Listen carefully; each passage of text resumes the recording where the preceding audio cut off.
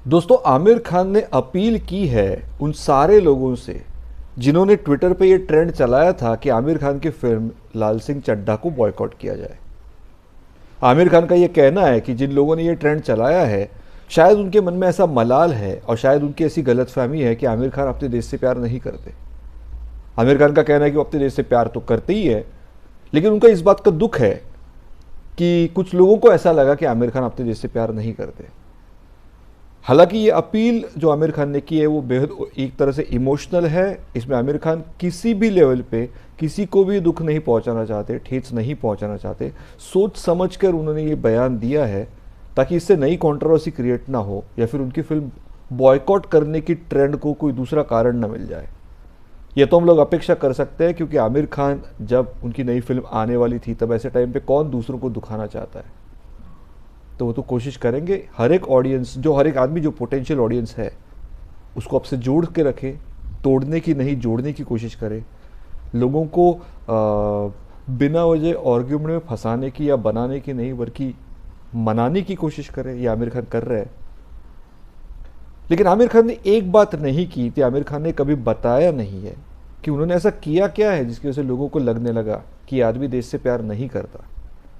क्या आमिर खान ने ऐसा कुछ किया है? एक चीज़ की है, दो चीज़, तीन चीज़, ऐसी कितनी बातें आमिर खान की है जिससे लोगों को उनकी देशभक्ति पे संदेह लेने का कारण मिले। क्या सचमुच आमिर खान देशभक्त है, या वो आमिर खान देशभक्ति का एक मास्क पहन के चलते हैं? दोस्तों, आज हमारा टॉपिक ही यही है कि आमिर खान को ऐसा क्यों लगा कि कुछ लोगों की राय में, कुछ लोगों की जहन में ऐसा है कि आमिर खान अपने देश से प्यार नहीं करते। इसके क्या कोई कारण है? यही आज हम ढूंढने की कोशिश करेंगे। नमस्ते, मेरा नाम है सुयोग और आपका स्वागत है मेरे YouTube channel whisper of a soul पर। मेरे channel whisper of a soul में ना मैं किसी की बुराई करता हूँ ना भलाई करता हूँ। मैं ना किसी को अच्छा बोलता हूँ ना किसी को बुरा कहता हूँ। मैं इसमें सिर्फ इतनी कोशिश करता हूँ कि मैं अपनी राय रखूँ, अपनी बात रखूँ, और इसके साथ मैं ये कोशिश करता हूँ कि जहाँ तक हो सके हम लोग सच्चाई की बात करें, सच को उजागर भी करें। और अगर सच इतना सीधा सीधा नहीं है तो उस धुंधले में सच और झूठ से मिली जो धुंध फैली है उसमें से सच को हम लोग उजागर करके बाहर लेके आए। तो आइए कोशिश करते हैं जानने की कि ऐसा क्यों लगा कुछ लोगों को कि आमिर खान अपने देश से प्यार नहीं करते। दोस्तों, ये जो शब्द है देशभक्त होना, देशभक्ति, देश प्रेम, ये एक तरह से बेहद सरल शब्द है। इनको समझने में बहुत डिफिकल्ट कुछ नहीं होता, बहुत आसानी से हम समझ सकते हैं। और हम सबके अंदर कहीं ना कहीं तो देश के लिए प्रेम, देश के प्रति भक्ति और निष्ठा है, और उसकी वजह से हमें ये सब समझने के लिए ज़्यादा क्या कहते हैं, बौद्धिक कसरतें नहीं करनी पड़ती। ऐसा नहीं करना पड़ता कि हम बहुत मेहनत करके इसका मतलब समझें। हमारे लिए काफ़ी सरल है कि जैसे मैं देश से प्यार करता हूँ, मैं जानता हूँ, तो वैसे कोई दूसरा आदमी बोलेगा कि वो देश से प्यार करता है तो वो समझने में कोई डिफिकल्ट नहीं होता। समस्या तब होती है जब आदमी चैनल पे, कैमरा के सामने या किसी और के जरिए या छपकर आए हुए बात में बोल रहा है कि मैं अपने देश से प्यार करता हूँ। क्योंकि जब कोई चीज़ कैमरा के ऊपर बोली जाती है, स्पेशली न्यूज़ चैनल या फिर किसी प्रोपेगेंडा चैनल के सामने, या फिर वो छपकर आ रही है, तो कई बार ऐसा होता है कि इसमें कुछ लोगों ने मिलावट करके जानबूझ के उसको इस तरह से बना दिया है। मैं आपको उदाहरण दे सकता हूँ। 1993 बॉम्बे ब्लास्ट के बाद जब मुंबई में ब्लास्ट हुए थे, 12 या 13 जगह पे ब्लास्ट हुए थे, उस ब्लास्ट के बाद क्या हुआ, वो टाइम पे तो डाउट था कि ये दाऊद इब्राहिम ने करवाया है। बाद में तो ये साबित हो गया, लेकिन वो टाइम पे लोगों को लगता था, थोड़ा डाउट आया था। कुछ लोग जो इन्वेस्टिगेशन कर रहे थे वो बोल रहे थे शायद दाऊद इब्राहिम ने किया है, लेकिन पक्का किसी के पास यकीन नहीं था, ना कोई सबूत मिला था।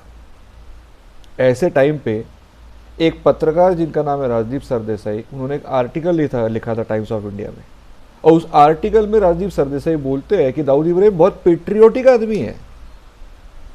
राजदीप सरदेसाई उस आर्टिकल में दाऊद इब्राहिम को पेट्रियोटिक बोलते हैं, मतलब देशभक्त। दाऊद इब्राहिम देशभक्त है, ऐसा राजदीप सरदेसाई का कहना है। जाहिर है राजदीप सरदेसाई ने दाऊद इब्राहिम के साथ 8-10 साल तो बिताए होंगे, वरना देशभक्ति की इतनी गारंटी कभी किसको होती है क्या? इसलिए जब आमिर खान बोलते कि वो भी देश से प्यार करते हैं और देशभक्त है, तो मुझे लगता है इसको ऐसे ही नहीं हल्के में लेना चाहिए। ऐसा नहीं मानना चाहिए कि हाँ भाई देशभक्त तो सभी होते हैं। नहीं, कुछ लोग देशभक्त होते हैं, कुछ लोग खुद को देशभक्त बताते हैं, और कुछ लोग देशभक्त है ऐसा दूसरे लोग बताते हैं। और इन सबके पीछे कोई गणित होता है, पैसे के कारण होता है, पैसे का गणित होता है, कोई चाह होती है, कोई डिज़ायर होती है, कोई डर होता है।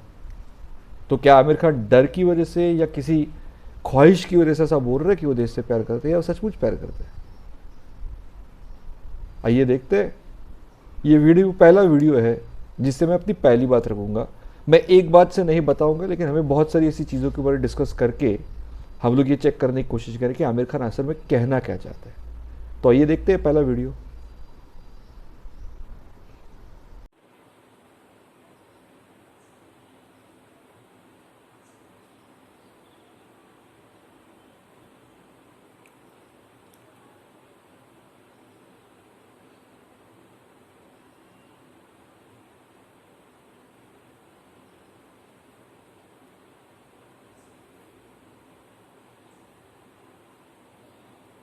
Case of what happened in Gujarat was really appalling. According to me, somebody like Modi there were Indians killed over there. There were innocent Indians who were killed. It's completely irrelevant whether they were Hindus or Muslims or Christians or Parsis or Sikhs. There were Indians being killed, and for which no offense have been punished so far by a leader who's supposedly a leader, and he is responsible. He and his party, he and his people are responsible for the killings of and high trauma on thousands of Indians. And in my opinion, the person and the people who do this, indulge in these kind of things, are most unpatriotic, completely anti-Indian thing that is being done. Because they damage the idea of India. They damage the idea of humanity, first of all. ये video 2005 का है। गुजरात में गोधरा का जो घटना हुई कि जहाँ पे एक डिब्बे में कारसेवकों को जिंदा जला दिया गया। उन कारसेवकों की जलने के बाद गुजरात में दंगे हुए। दंगे बहुत शहरों में फैले, बहुत ज़्यादा फैले, बहुत लोग मारे गए, और किसी को ये घटना किसी को अच्छी नहीं लगी, प्रिय घटना थी नहीं।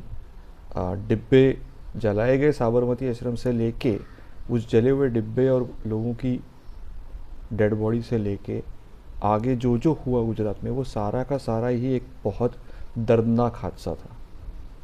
लेकिन कुछ लोगों ने उसमें अपना स्वार्थ देखा, और उस स्वार्थ के ज़रिए कुछ लोगों ने बहुत ख़राब वातावरण पैदा करने की कोशिश की। ऐसे बहुत सारे पत्रकार थे जिन्होंने जानबूझकर एक खास नैरेटिव चलाया, और उस नैरेटिव के बदले में वो टाइम के यूपीए सरकार ने उनको पद्मश्री दी। हमारे ये जो जनाब पत्रकार दिखाई दे रहे शेखर गुप्ता, ये उन्हीं में से एक है। अब ये शेखर गुप्ता हो, राजदीप सरदेसाई हो, या फिर बरखा दत्त हो, ये लोग अपनी अपनी एक पर्सनल अदालत चलाते थे, पर्सनल कोर्ट चलाते थे। उनको फ़र्क ही नहीं पड़ता था कि कोर्ट में ये मामला है। ऐसे टाइम पे जब कोर्ट में मामला चल रहा है, तब उस मामले पे हम टीका टिप्पणी ना करें तो बेहतर है। क्योंकि क्या होता है, कोर्ट में जो जज है जो फैसला करेगा, वो भी तो इंसान है। हर शाम को वो घर जाके वही न्यूज़ चैनल पे देखेगा, तो धीरे धीरे उसके दिमाग के ऊपर वो बैठ जाएगा ना, वो सर में, वो अपने मन में बैठ जाएगा कि यार ये तो ऐसा है, ऐसा है, ऐसा ही दिखा रहा है।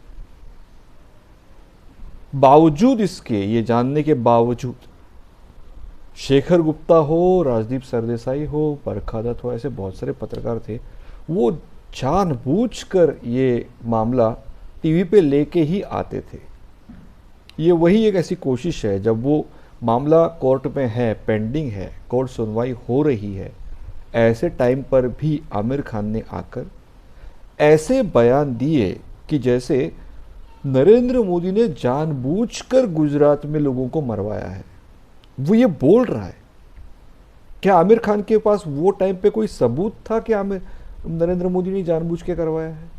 क्या आज आमिर खान के पास कोई ऐसा सबूत है? क्या आज तक, उस दिन से लेके 2005 से लेके आज 2022 है, उन 17 सालों में क्या आमिर खान ने कोर्ट में कोई भी अपनी तरफ से सबूत पेश किया है? अगर नहीं किया तो वो किस लेवल पे ये बोल रहा है, किस अधिकार से ये बोल रहा है, किस कारण से ये बोल रहा है? जो केस कोर्ट में पेंडिंग है, खुद जज उसके बारे में कोई टिप्पणी नहीं कर रहे। आमिर खान क्यों खुद को जज से बेहतर समझता है? आमिर खान को क्यों लगा कि उसकी इतनी हैसियत है कि वो उस बात की टिप्पणी कर सके, उस बात के ऊपर कुछ बोल सके? और आज जब सुप्रीम कोर्ट ने बोल दिया है कि इन 20 साल में, 2002 में जो दंगे हुए उससे लेकर आज 2022 तक 20 साल, अलग अलग न्यूज़ चैनल के कुछ अलग अलग रिपोर्टर्स, जर्नलिस्ट ये बिल्कुल पीछे पड़े थे मोदी को बदनाम करने के लिए, मोदी को हत्यारा बताने के लिए, और मोदी की पूरी जो गुजरात की सरकार थी उस सरकार को किसी खास समुदाय के विरुद्ध खड़ा हुआ बताने के लिए इन लोगों ने जैसे सुपारी लेके रखी थी। ये सुप्रीम कोर्ट ने अपने जजमेंट में कहा है कि कुछ लोगों ने जैसे सुपारी लेके ये काम किया है। उन्होंने कहा है कुछ एनजीओज इसमें है, कुछ न्यूज़ चैनल वाले इसमें है, कुछ पॉलिटिशियंस इसमें है, और उनके खिलाफ कार्रवाई होनी चाहिए, उनको अरेस्ट होना चाहिए, उनके खिलाफ केस चलने चाहिए। ये सुप्रीम कोर्ट ने अपनी जजमेंट में लिखा हुआ है। क्या आमिर खान उसी षड्यंत्र का हिस्सा थे कि जहां पे कुछ हो ना हो मोदी को बदनाम करना है बस? वरना सुप्रीम कोर्ट को कैसे कोई सबूत नहीं मिला मोदी के खिलाफ? आमिर खान को कैसे इतने सबूत मिल गए कि आमिर खान ने बोल दिया कि मोदी ने मरवाया है? आमिर खान अपने सबूत घर पे छापते हैं क्या? या आमिर खान ने सबूतों के बारे में सोचा ही नहीं, ऐसे ही तो बोलना है? बकबक करनी है तो बकबक कर सकते हैं ना, इसमें क्या प्रॉब्लम है? तो कहीं आमिर खान की ये बकबक तो नहीं थी सिर्फ? और अगर बकबक थी तो वो नेशनल टेलीविजन पे आके बकबक करने की हिम्मत क्यों कर रहे थे? उनको शर्म नहीं आई उस मामले पर बोलने की जिसमें बहुत सारे लोग मर चुके हैं, 1000 की संख्या में कुछ लोग मरे हैं? इस मामले में कितनी सारी अदालतों में कितने केसेस वो टाइम पे शायद चल रहे होंगे। 2002 का वाकया है जब वो दंगे हुए, और उसके बाद पुलिस की तरफ से, गुजरात पुलिस की तरफ से गुजरात में जो केसेस चलाई गई लोगों के ऊपर, दंगा करवाने वाले लोगों के ऊपर जो केसेस चली, और ऐसे बहुत सारे लोगों को सजाएं हुई, दोनों समुदाय के लोगों को सजाएं हुई जिन्होंने दंगा किया था। अब ऐसे टाइम पे शायद 2005 में जब इंटरव्यू आमिर खान दे रहे थे तब वो टाइम पे शायद सबको सज़ा भी नहीं हुई होगी, लेकिन कोर्ट में वहाँ पे भी केसेस पेंडिंग होंगे, और मोदी के खिलाफ जो केसेस ये लोग चला रहे थे वो भी शायद पेंडिंग था, या फिर वो शुरू किया था उन्होंने जस्ट प्रोपागेंडा। ऐसे टाइम पे आमिर खान को शर्म नहीं आई कि जो केस अदालत सुन रही है, और जिस केस के बारे में अदालत ने अभी तक फुल स्टॉप डाला ही नहीं है, उसके बारे में आमिर खान इतनी कन्विक्शन से कैमरा के ऊपर बोलना ही गलत है। पहले तो कैमरा के ऊपर आके बोलना ही गलत है। आप कैमरा के सामने ऐसी चीज़ों के बारे में बात ना करें जिन चीज़ों को अदालत के दायरे में रखा गया है, क्योंकि ये फिर ये अदालत का अधिकार है, किसी और का अधिकार नहीं है, न किसी सरकार का अधिकार है, न कोई मुख्यमंत्री या प्रधानमंत्री इसके बारे में कुछ बात करता है। आपको याद होगा मनमोहन सिंह ने इसके बारे में कुछ नहीं बोला, ना नरेंद्र मोदी ने कुछ बोला। ये बीच में कहाँ से आ गया आमिर खान?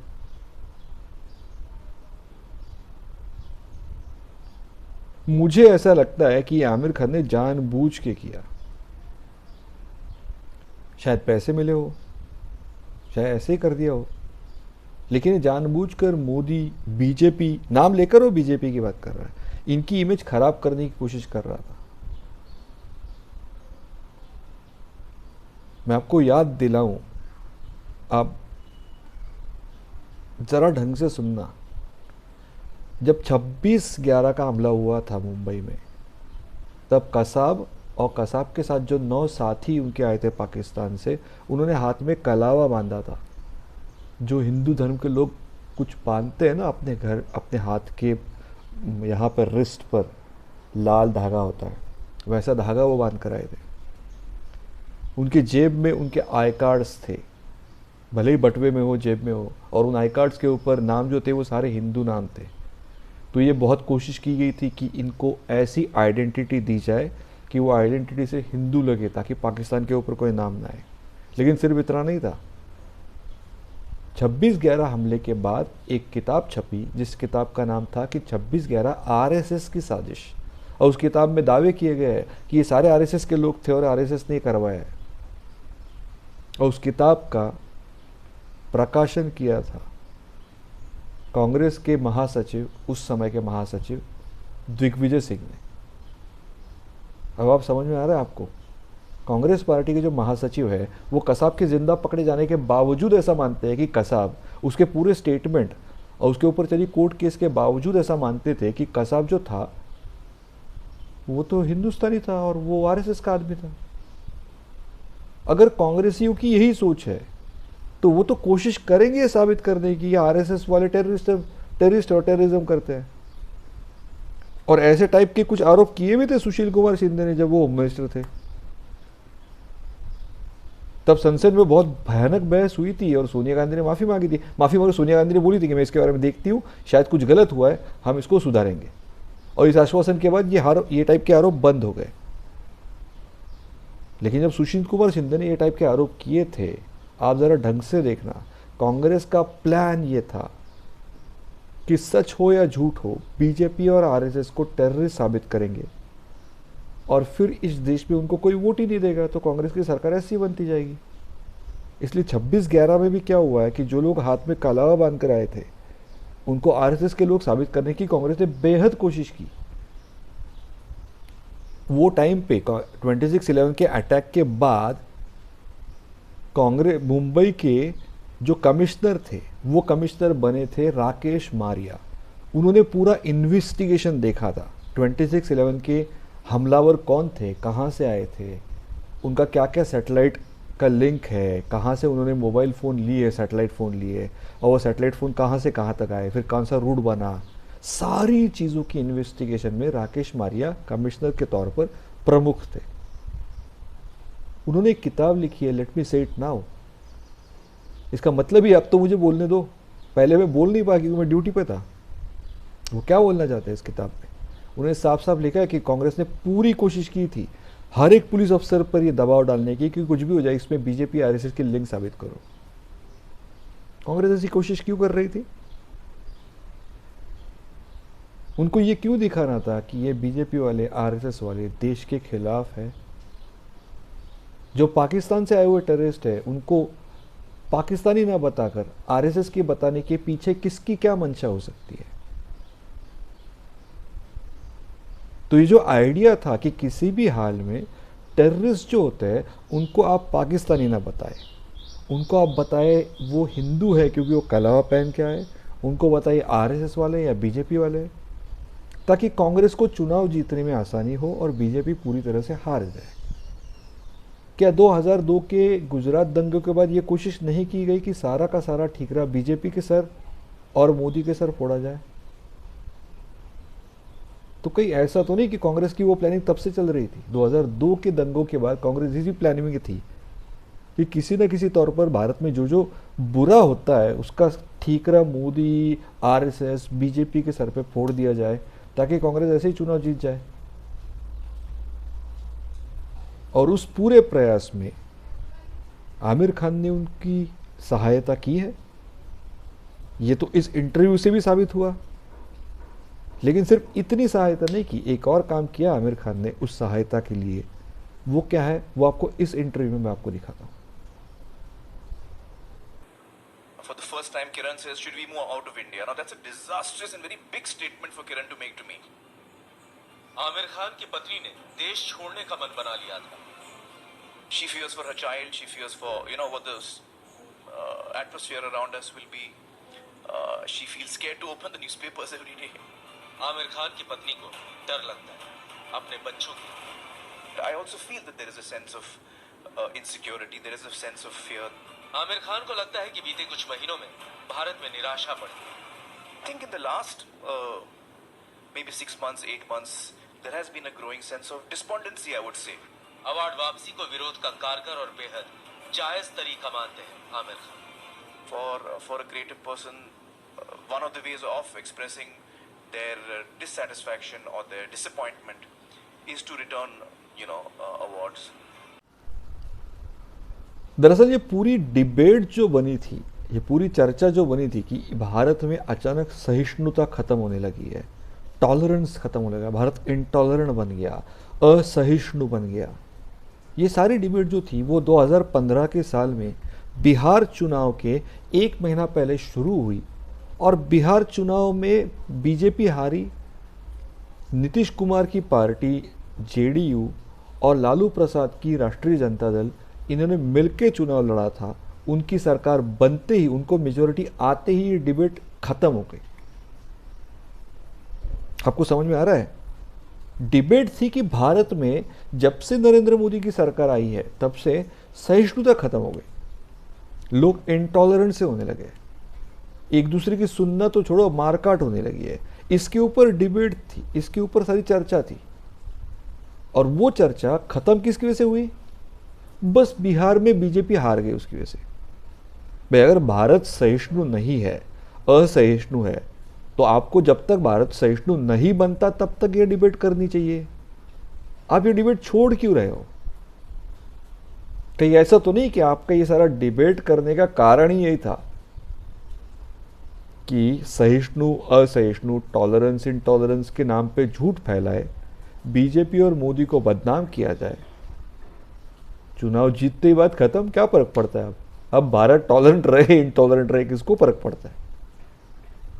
इस दौरान जो जो लोग बीच में आए उनमें से बहुत कुछ कलाकार थे, कुछ लेखक थे। उन लेखकों ने अपना एकेडमी पुरस्कार वापस किया, साहित्य अकादमी का। कुछ लोगों को नेशनल अवार्ड मिले थे, उन्होंने वो वापस कर दिए। कुछ लोगों ने उनको दूसरे कोई अवार्ड मिले थे वो वापस कर दिए। पैसे किसी ने वापस नहीं किया, अवार्ड के साथ कोई धनराशि भी मिलती है वो किसी ने वापस नहीं किया। मतलब एक और उसका सबूत है कि ये लोग झूठ बोल रहे थे। पैसे किसी ने वापस नहीं किए, बस सर्टिफिकेट वापस कर दिए। और इस दौरान आमिर खान को जब पूछा गया तो आमिर खान ने कहा कि उसकी बीवी ने उसको बोला कि ये देश में अब डर लगता है रहने से, भारत में रहने से डर लगने लगा है, तो क्यों ना हम किसी दूसरे देश में जाकर शिफ्ट हो जाए। आपको समझ में आ रहा है? ये आमिर खान की सोच है कि आमिर खान हमको बताना चाहता है कि भारत में रहने का डर लगने लगा है। आमिर खान की बीवी ने कहा, और आमिर खान ये बोल रहा था कि उसकी बीवी जो किरण राव वो टाइम पे उसकी बीवी थी, वो ऐसी बात कभी नहीं करती, पता नहीं ऐसा क्यों लगा उसको। उसने ये बात सिर्फ सोची नहीं, उसने करके दिखाई, बात की है एक्चुअली उससे आमिर खान से ऐसी। मैं आपको बताऊँ मुझे क्या लगता है, मुझे लगता है ये भी झूठ बोल रहा था आमिर खान। किरण राव ने मेरे हिसाब से ऐसी कोई बात ही नहीं की होगी, कभी नहीं की होगी। ये बस पूछा इसलिए गया था सवाल कि इलेक्शन से पहले, बिहार इलेक्शन से पहले कांग्रेस चाहती है कि बीजेपी को आप बोलते रहो कि बीजेपी मोदी की वजह से इस देश में समस्या है, इंटॉलरेंस है। और वो बोलने के लिए लोग कौन से लेके आए? वो सारे जिनको कोई ना कोई बड़े बड़े अवार्ड कांग्रेस ने देके रखे। तो भाई आमिर खान को भी लेके आए, आमिर खान ने भी बोल दिया। इसके अलावा इसका कोई मायने, इसके बाद आमिर खान ने कभी बोला नहीं कि देश में टॉलरेंस है या इंटॉलरेंस है। क्यों भाई? अगर इंटॉलरेंट है भारत, तो बिहार में जब बीजेपी चुनाव हारती है उसके बाद आमिर खान इसके बारे में बोलना क्यों बंद कर दिया? क्या अचानक टॉलरेंट बन गया देश? तो ये जाहिर है आमिर खान झूठ बोल रहा था। और वो क्यों झूठ बोल रहा था? क्योंकि आमिर खान को अगर भारत में जो डेमोक्रेसी है उसके ऊपर अगर आमिर खान का भरोसा होता, तो लोगों के वोट देने के पीछे जो उनकी मंशा होती है उसको इन्फ्लुएंस करने की कोशिश आमिर खान नहीं करता। आमिर खान ने इन्फ्लुएंस करने की कोशिश की, ये बताकर कि आमिर खान की बीवी को भारत में रहने से डर लगने लगा है। तो लोगों को कहा भाई यार, हमको तो सब कुछ पता नहीं चलता, लेकिन आमिर खान तक ये प्रॉब्लम हो गया, जरूर मोदी कोई गलत कर रहा होगा, अब की बार तो इसको सबक सिखा के रहेंगे।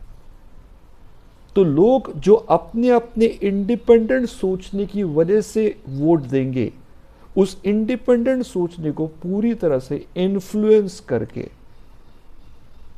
उनको एक खास दिशा में वोट देने के लिए प्रवृत्त करना, उनको एक खास दिशा में वोट देने के लिए उनके ऊपर दबाव बनाना, इसलिए आमिर खान ने कैमरे के सामने ये झूठ बोला। आज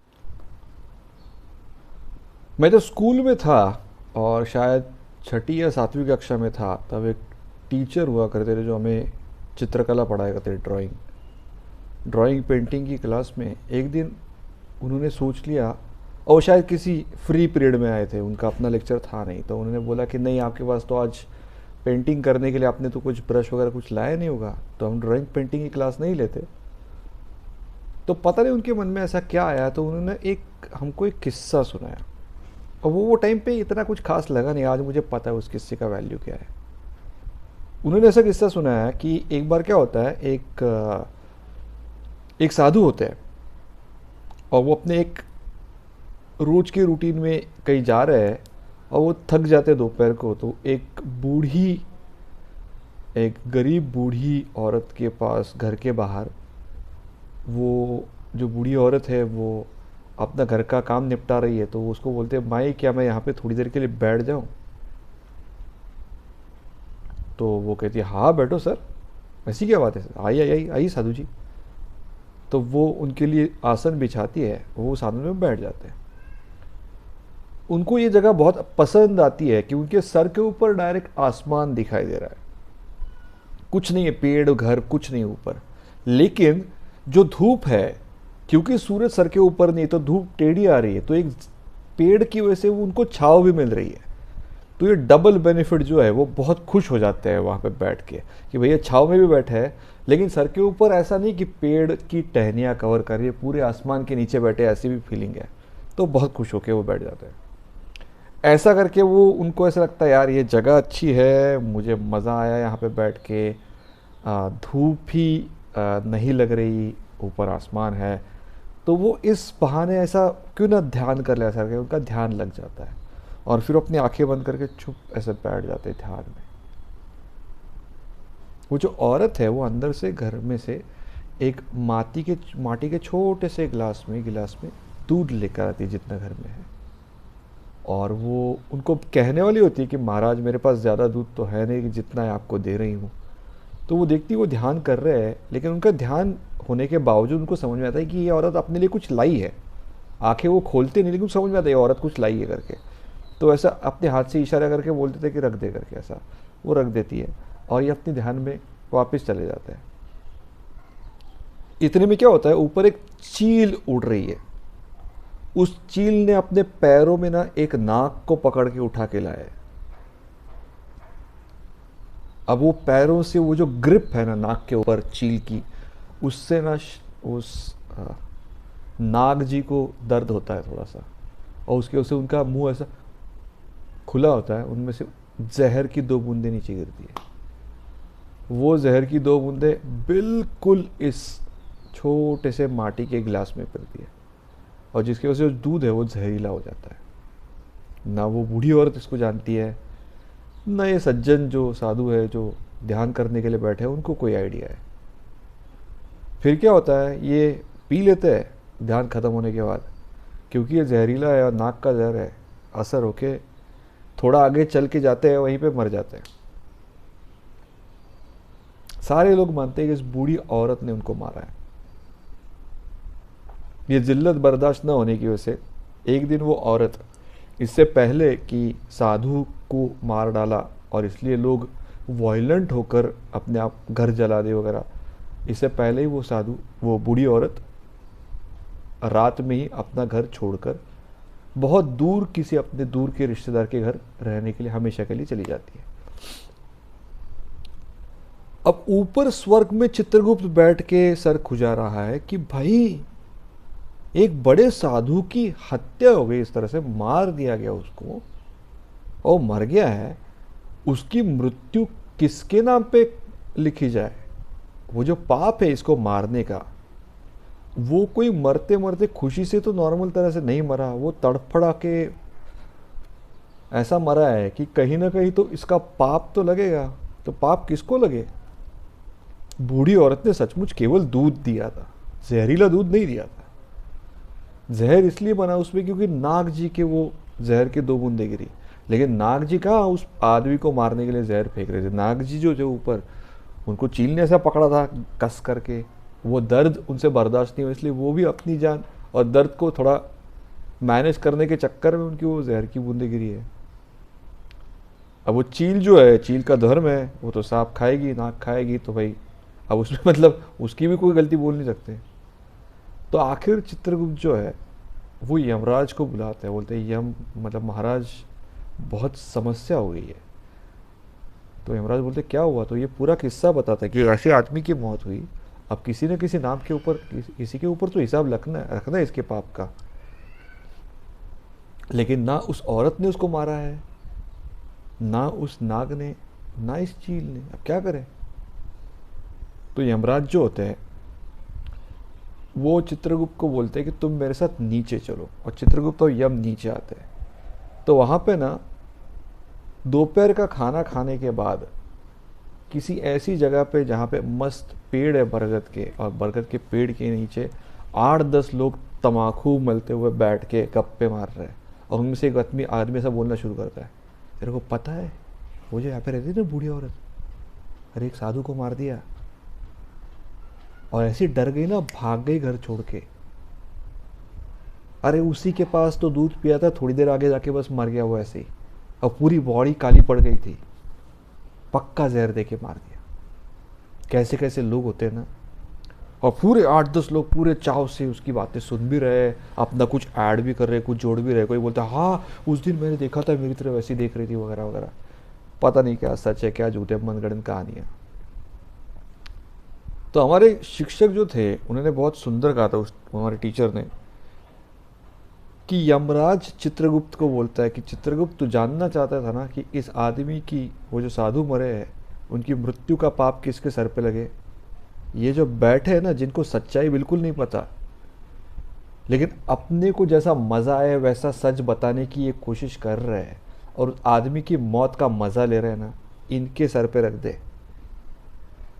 टुकड़ों में बांटना, 8 लोग बैठे ना, 8 टुकड़ों में बांटना, और हर एक टुकड़ा एक एक के सर पे आएगा।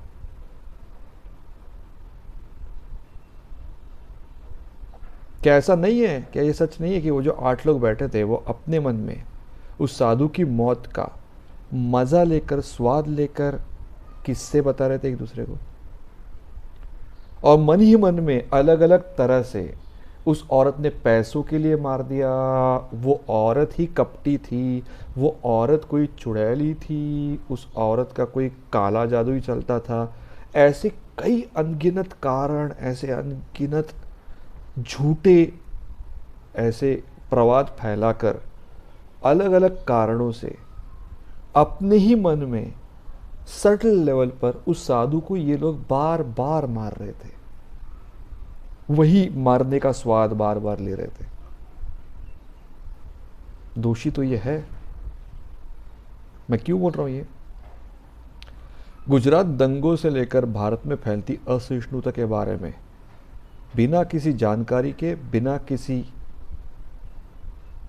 इंफॉर्मेशन के, बिना किसी कन्विक्शन के, बिना किसी कारण, आमिर खान भी तो स्वाद ले रहा था कि ये इसकी वजह से हुआ, ये उसकी वजह से हुआ करके, इसके लिए ये जिम्मेदार है, इसके लिए ये जिम्मेदार है। तो वो जो स्वाद ले रहा है ना, उसके सर पे भी आएगा वो पाप। हम लोग देखते हैं कि कई डॉक्टर होते हैं, और वो डॉक्टर क्या करते हैं, तो आपकी बीमारी के हिसाब से वो अपने प्रिस्क्रिप्शन में कोई दवाई लिख के देते हैं, और आपको बोलते हैं ये दवाई खा लो, 8 दिन के बाद, 4 दिन के बाद ठीक हो जाओगे। तो वो जो दवाई लिखी जाती है वो किसी फार्मास्यूटिकल कंपनी की एक प्रोडक्ट होती है, लेकिन ऐसा नहीं कि वो कंपनी छोड़ के कोई दूसरी कंपनी दवाई नहीं बनाती, दूसरी कंपनी बनाती है। लेकिन आपको जो डॉक्टर लिख के देता है वो सारे ऐसा नहीं लिख के देता कि ये दवाई इस कंपनी की है, लेकिन चलो ये नहीं मिले तो ये दवाई इस कंपनी की ले लो, ऐसा नहीं होता। वो एक खास कंपनी की दवाई लिख के देता है।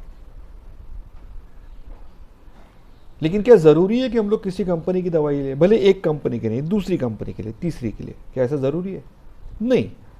ऐसी दवाई भी आती है कि जो किसी बड़ी कंपनी की नहीं है, लेकिन उसको जेनरिक कहते हैं, मेडिसिन, जेनरिक मेडिसिन। फॉर्मूला सबका सेम होता है, कई बार कई बीमारियों में फॉर्मूला बिल्कुल सेम होता है हर दवाई का, लेकिन क्योंकि एक फार्मास्यूटिकल कंपनी एक दवाई बना रही है, इसलिए उसका कीमत ज़्यादा होता है। और वो ज़्यादा कीमत के बाद क्या होता है, तो वो दवाई मार्केट में महंगी मिलेगी। उसी टाइप का दूसरा प्रोडक्ट मार्केट में अवेलेबल बहुत सिंपल होता है। कई बार जेनरिक दवाई, आप मान लो जेनरिक दवाई, अगर आपको नॉर्मल दवाई एक गोली आपको 3 रुपए में मिल रही है, तो सेम प्रोडक्ट, सब कुछ सेम है, लेकिन वो एक बड़ी फार्मास्यूटिकल कंपनी का प्रोडक्ट नहीं है, किसी छोटी कंपनी का ये जेनरिक प्रोडक्ट है। तो ये जेनरिक दवाई, सेम फॉर्मूला होने वाली जेनरिक दवाई कभी कभी 3 रुपए की जगह 30 पैसे में तक मिलती है, और उससे भी सस्ती मिलती है कई बार। ये लोगों को यकीन नहीं होता, लेकिन ये सच है। लेकिन इसमें क्या होता है, क्योंकि डॉक्टर लिख के दे रहा है 3 रुपए वाली दवाई, अब बहुत सारे लोग 3 रुपए में मिलने वाली एक गोली आराम से अफोर्ड कर लेते, उनको तो कोई फर्क ही नहीं पड़ता। वो बोले भाई 30 रुपए की हो तो भी क्या हुआ, तबीयत तो ठीक हो रही है। लेकिन वो भूल जाते हैं कि तबीयत तो 30 पैसे वाली गोली से भी ठीक होने वाली थी। लेकिन इस दौरान क्या होता है कि फार्मास्यूटिकल कंपनी को बहुत बड़ा फायदा होता है, इसलिए जो डॉक्टर ये दवाई लिख रहा है उसको फार्मास्यूटिकल कंपनी वाले बहुत बड़ी गिफ्ट देते रहते हैं। कभी कभी उनका फॉरेन टूर स्पॉन्सर होते हैं। कई फार्मास्यूटिकल कंपनी बड़े बड़े डॉक्टरों की वेकेशन स्पॉन्सर करती है। कभी कभी तो मतलब यूरोप में, अमेरिका में वेकेशन स्पॉन्सर की जाती है। ये सब कुछ किस लिए? क्योंकि जितना पैसा उस फॉरेन कंपनी को इस डॉक्टर की वजह से मिलता है, या उस फार्मा कंपनी को इस डॉक्टर की वजह से मिलता है, वो उस कंपनी का फर्ज समझता है कि कुछ हिस्सा इसका डॉक्टर की खुशी के लिए खर्च किया जाए। तो डॉक्टर भी दूसरों को बिजनेस दे देगा, अपने को ही देता रहेगा। इस तरह से पेशेंट की हेल्थ तो ठीक होती है, लेकिन इसके अलावा बाकी गोरख धंधे भी इनके चलते रहते हैं। आपको मैं क्यों बता रहा हूं, क्योंकि आमिर खान ने खुद ही एक सीरीज की थी सत्यमेव जयते नाम की, जिसमें मेडिकल प्रोफेशन में क्या क्या गलत हो रहा है, वकीलों के प्रोफेशन में क्या क्या गलत हो रहा है, चार्टर्ड अकाउंटेंट के प्रोफेशन में क्या क्या गलत हो रहा है, एजुकेशन के प्रोफेशन में प्राइवेट ट्यूशंस के नाम पे क्या क्या गलत और गोरख धंधे चल रहे हैं। ऐसा हर एक हफ्ते के संडे को एक एक प्रोफेशन पकड़कर 1 घंटे का डिस्कशन कराकर उसमें जो गलती है वो बताना, और उस काम में काम मतलब उस धंधे में काम करने वाले, प्रोफेशन में रहने वाले, लेकिन उन गलतियों को सुधारने की कोशिश करने वाले अलग अलग लोगों को बुलाकर उनको एक मंच उपलब्ध कराकर उनके अनुभव लोगों तक पहुंचाना, और ये भी बताना कि ऐसा नहीं है कि जो समाज में गलत हो रहा है उसके अलावा जीने का कोई दूसरा तरीका नहीं, ऐसा नहीं है। आप कोशिश करें तो कुछ ना कुछ मिल सकता है, लोग हैं ऐसे करने वाले। तो इस बहुत सुंदर विचार के साथ जो सीरीज बनी थी उसका नाम था सत्यमेव जयते। मैंने बहुत साल ऐसा सोचता था मैं कि भाई अपना आमिर खान ने बहुत अच्छा काम किया करके, आज भी ये काम जो था वो अच्छा ही था। लेकिन मुझे आज समझ में आता है कि आमिर खान ने डॉक्टरों के प्रोफेशन की बात की और बहुत डॉक्टरों को लगा उनको बदनाम किया जा रहा है। प्राइवेट ट्यूशंस की बात की, मैं खुद एक प्राइवेट ट्यूटर रह चुका हूँ, लेकिन वो टाइप की घटिया बिजनेस में करता नहीं था जो ये बता रहे थे उस सीरियल में। लेकिन कुछ लोग करते हैं, लेकिन मुझे भी ऐसा कभी लगा कि यार ये तो बदनाम ही आ गया हमारे सर पे यार। एनजीओज को शायद बदनाम किया जा रहा था या फिर ऐसा, लेकिन मान लेते हैं उनका इंटेंशन शायद बदनाम करने का ना हो। लेकिन आमिर खान ने कभी भी बॉलीवुड में जो गोरख धंधे चलते हैं, अंडरवर्ल्ड के पैसे आते हैं, बॉलीवुड में जो मर्डर्स होते हैं, सुपारी दी जाती है, इसके बारे में कभी बात नहीं की। अंत में सवाल उठता है कि भाई फिर हमको आप डॉक्टरों की बात क्यों करते थे, आप चार्टर्ड अकाउंटेंट की बात क्यों करते थे, आप वकीलों की बात क्यों करते थे, आप प्राइवेट ट्यूशन वालों की बात क्यों करते थे, आप बॉलीवुड वालों की बात क्यों नहीं करते? क्या सारे बॉलीवुड वाले दूध के दूल्हे हैं? अगर नहीं है तो उनकी बात क्यों नहीं हुई? चलो, सत्यमेव जयते नाम की सीरियल में आमिर खान ने बॉलीवुड में चलने वाले भ्रष्टाचार और घटिया धंधों की बात नहीं की, लेकिन बाद में कर सकता था, कभी नहीं की। ऐसा क्यों हुआ? सुशांत सिंह राजपूत की मौत हुई, मुझे नहीं लगता वो आत्महत्या है। मैंने उस केस के कुछ डिटेल्स देखे हुए हैं, सुने हुए हैं, कुछ इंटरनेट पे देखे हुए हैं, फोटोज देखे हुए हैं। आत्महत्या नहीं हो सकती है। लेकिन क्या आमिर खान ने इसके बारे में कुछ बोला? नहीं। सुशांत से पहले दिशा सलियान की आत्महत्या हुई, जिसको पहले सुसाइड बोला गया था, दिशा सलियान की उस मृत्यु को। लेकिन पुलिस के रिकॉर्ड के हिसाब से उस लड़की ने सुसाइड किया है, लेकिन वो जब बालकनी से नीचे गिरी तो उसके शरीर पे एक कपड़ा नहीं था। ऐसी कौन सी लड़की है 24-25 साल की जो बिना कपड़े पहनते आत्महत्या करती है? आमिर खान ने कुछ बोला इसके बारे में? नहीं बोला। जिया खान 2012-13 जब वो आमिर खान ये काम कर रहा था सत्यमेव जयते का, उसी टाइम पे जिया खान की एक नाम की एक हीरोइन थी, अमिताभ बच्चन के साथ उसने काम किया था। वही अमिताभ बच्चन जो आमिर खान को मंच दे रहे कौन बनेगा करोड़पति में कि आमिर खान अपनी फिल्म की प्रमोशन करे। जिया खान के लिए एक आवाज़ नहीं निकाली अमिताभ बच्चन। उन्हें एक फिल्म की निशब्द नाम की, राम गोपाल वर्मा डायरेक्टर थे, राम गोपाल वर्मा ने एक आवाज़ नहीं निकाली, आमिर खान ने एक आवाज़ नहीं निकाली जिया खान के लिए। जिया खान की मौत को भी सुसाइड बोला गया, आज भी पुलिस रिकॉर्ड के हिसाब से सुसाइड ही बोला गया, लेकिन वो केस सीबीआई तक चली गई थी क्योंकि जिया खान की माँ ने कुछ फ़ोटो लिए थे उसकी डेड बॉडी के, और उस फोटो के ऊपर जो इंजुरी मार्क्स है, कोई आदमी आत्महत्या करने से पहले खुद को इस तरह से इंजर्ड नहीं करता।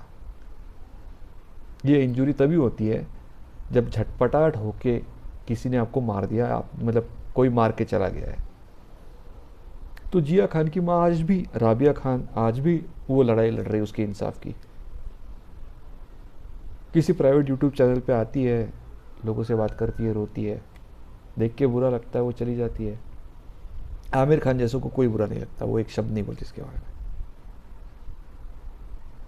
तो ये समझ में नहीं आता, अगर जिया खान की मौत से आमिर खान को फर्क नहीं पड़ता। मौत मतलब डायरेक्ट मर्डर है जिसको आत्महत्या बोला जा रहा है। सुशांत सिंह मर्डर लगता है जिसको आत्महत्या बोला जा रहा है। दिशा सरियान मर्डर लगता है जिसको आत्महत्या बोला जा रहा है। आमिर खान को फर्क नहीं पड़ता। तो भाई आमिर खान, दूसरों ने 50-60 रुपए ज़्यादा कमा लिए है किसी फार्मास्यूटिकल कंपनी में एक पैकेट में, तेरे को इसमें क्या प्रॉब्लम है? मैं फार्मास्यूटिकल कंपनी के गोरख धंधे को उजागर करने, मतलब कवर करने की कोशिश नहीं कर रहा हूँ। मैं पूछ रहा हूँ कि भाई मर्डर तो ज़्यादा भयानक हुआ ना, उसके बारे में तो आमिर खान कुछ नहीं बोल रहा। दिव्या भारती कैसे मरी? और ये सारा छोड़ दो, आज फिल्म इंडस्ट्री में, बॉलीवुड में एक्टर के सबसे बड़े नाम कौन से? पुराने ज़माने के ऐसे एक्टर जो बहुत बड़े नाम हैं उनके, अमिताभ बच्चन, धर्मेंद्र, जितेंद्र भी है, ऋषि कपूर अब रहे नहीं, लेकिन जिंदा लोग हैं अमिताभ बच्चन, धर्मेंद्र और जितेंद्र, और चौथा नाम शायद मिथुन चक्रवर्ती ले सकते हैं हम लोग। और कुछ साल पहले तक जो जिंदा थे इनमें पुराने ज़माने की ऐसी हीरोइन जो बहुत टॉप में रही है, माधुरी दीक्षित और श्रीदेवी। आपको पता है श्रीदेवी की मौत कैसे हुई? ऑफिशियल स्टेटमेंट आपको पता है? उसकी फैमिली का स्टेटमेंट क्या है? श्रीदेवी के पतिदेव का स्टेटमेंट क्या है? पुलिस के हिसाब से दुबई में मौत हुई थी, दुबई की पुलिस के हिसाब से क्या कहना है? सबका ये कहना है कि श्रीदेवी बाथ टब में डूब के मरी थी। बाथ टब में, जहाँ पे लोग नहाते हैं, बाथ टब में डूब के मरी है ये। ऐसी औरत जिसको तैरना आता था, बाथ टब में डूब के मरी है। मतलब समझ में आ रहा है आपको? 2 साल का बच्चा नहीं मरता बाथ टब में डूबने से, डूबता ही नहीं है। 2 साल का बच्चा भी नहीं डूबता बाथ टब में। यह 50-55 साल की औरत बाथ टब में डूब के मौत हो गई। उसको तैरना आता था फिर भी डूब के मर गई वो बाथ टब में। क्या आमिर खान ने कुछ किया उसके बारे में? एक सवाल पूछा, एक सवाल, कहीं कोई कोशिश की, कहीं कोई बात की? मैं जानता हूँ ऐसे लोगों को, पर्सनल नहीं मिलता, मैं पर्सनल नहीं मिला कभी, लेकिन मैंने यूट्यूब पे कई ऐसे चैनल देखे हैं जहाँ पे दीप्ति नाम की कोई लड़की है जो कोर्ट ब कोर्ट जाके अल्टीमेटली सुप्रीम कोर्ट और फिर अल्टीमेटली जाकर इंटरनेशनल कोर्ट ऑफ जस्टिस तक ये मामला उठाने की कोशिश कर रही है कि श्रीदेवी को मार डाला गया था, शायद खून हुआ था, और उसको बिना वजह का एक्सीडेंट बताने की कोशिश हो रही है। आमिर खान ने कुछ किया? नहीं किया। तो बिना वजह के नखरे काय को करते हैं? नौटंकी है, सत्यमेव जयते वगैरह करने की। वो जिस प्रोफेशन में है उस प्रोफेशन की दलदल तो वो साफ करने से रहा, दूसरों को काय को नसीहत देता घूमता है। तो ये ऐसा है कि आप अपने आप को, मतलब आमिर खान खुद को बोलेगा कि बताएगा कि वो कैसे मिस्टर परफेक्शनिस्ट है और उसका हर एक काम परफेक्ट होता है। इसकी वजह से, क्योंकि वो खुद को परफेक्शनिस्ट कहता है और उसको कवर मतलब उसको सपोर्ट करने के लिए वो सत्यमेव जैसे जैसी सीरियल बनाता है, सत्यमेव जयते जैसी, कि जो सीरियल में जो आपके सामने दिखाया जा रहा है वो सब कुछ बहुत सोचा समझा और अच्छा है, समाज के लिए अच्छी बातें ही बताई जा रही है, और वो आमिर खान सामने आकर बोल रहा है। फिर उसके बाद क्या होता है, तो वो अन्ना हजारे के आंदोलन में जाके एक स्पीच देकर आता है। तब आपको लगता है यार सत्यमेव जयते इसने किया था, या अन्ना हजारे की यहाँ पे जाके स्पीच देके आया है अनशन में, इसको देश की सचमुच चिंता है। और उसके बाद जब आमिर खान बिना किसी तथ्य के, बिना किसी कारण के जब मोदी के खिलाफ कुछ गलत सलत बोलेगा, देश में अचानक इंटॉलरेंस फैला ऐसा बोलेगा, तब लोग शायद यकीन कर ले, और कुछ लोग इसका भरपूर पॉलिटिकल फ़ायदा उठाएंगे, और उसके बदले में वो आमिर खान को बीच बीच में अलग अलग मदद, पैसे वैसे की भी करेंगे, उसको कोई गिफ्ट भी मिलेगी, हीरे की अंगूठी वगैरह ऐसा, या फिर उसको शायद पद्मश्री वगैरह मिल जाए। ये सारा गणित है, ये सारा कांड है। और उसके चलते ये ऐसे एपिसोड्स आते हैं, सीरियल्स आते हैं, और उनके बाद आमिर खान असल मायनों में समाज में जो गंदगी है वो अगर बहुत ज़्यादा है बॉलीवुड में, तो उसको साफ करने के लिए आमिर खान कुछ नहीं करेगा। आज तक तो आमिर खान ने ये नहीं बोला कि कास्टिंग काउच होता है कि नहीं। क्या अंडरवर्ल्ड का पैसा लगता है बॉलीवुड में? आपको पता है प्रीति जिंटा का करियर कैसे ख़त्म हुआ? चोरी चोरी चुपके चुपके नाम के फिल्म में 2 हीरोइनें थी, रानी मुखर्जी और प्रीति जिंटा। उसके बाद प्रीति जिंटा को कोई काम नहीं मिला। क्यों नहीं मिला? कि उस फिल्म का जो प्रोड्यूसर था भरत शाह, उसने पैसे लिए थे अंडरवर्ल्ड से, और अंडरवर्ल्ड से पैसे लेकर उसने ये फिल्म में इन्वेस्ट किए। जब ये बात सामने आई तब पुलिस ने भरत शाह को अरेस्ट कर लिया, उसके ऊपर केस चला। लेकिन इस केस में भरत शाह ने सचमुच अंडरवर्ल्ड के किसी डॉन से पैसे लिए नहीं लिए, ये कैसे पता चलेगा? तो उस फिल्म में काम करने वाले सारे आर्टिस्ट को गवाह के तौर पे बुलाया गया। उन्होंने पुलिस को सबने स्टेटमेंट दिया था कि इसने अंडरवर्ल्ड से पैसे लिए, लेकिन कोर्ट में सबने अपना स्टेटमेंट पलट दिया। एक अकेली प्रीति जिंटा थी जिसने अपना स्टेटमेंट नहीं पलटा, और उसकी वजह से और बाकी कुछ गवाहों की और बाकी कुछ एविडेंस की वजह से भरत शाह को जेल हो गई। इसके बाद सारे प्रोड्यूसर और डायरेक्टर प्रीति जिंटा के अगेंस्ट हो गए और उसको फिल्म मिलना बंद हो गया। लेकिन असल मामले में प्रीति जिंटा जो काम सत्यमेव जयते में हमको लगता है आमिर खान बड़ा महान काम कर रहा है समाज की गंदगी दिखाने का, प्रीति जिंटा ने सचमुच वो काम किया था। बॉलीवुड में जो अंडरवर्ल्ड का पैसा आ रहा है वो अपने जज साहब के सामने बताकर गलत आदमी को जेल में भेजने का काम प्रीति जिंटा ने किया था।